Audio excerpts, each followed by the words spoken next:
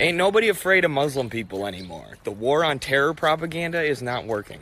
I've met a lot of Muslim people at this point in my life, and almost all of them were extremely kind, and a lot of them were super disciplined and focused, which is something that I respect a lot as a wrestler. Some of my favorite mixed martial arts fighters like Khabib Nurmagomedov are devout Muslims. Nowadays, we have white boys in the rural Midwest rooting for Muslims every UFC fight night. You're not going to be able to convince us that these people are evil and that our tax dollars need to be spent on bombing them. And you know who hasn't always been kind and friendly to me?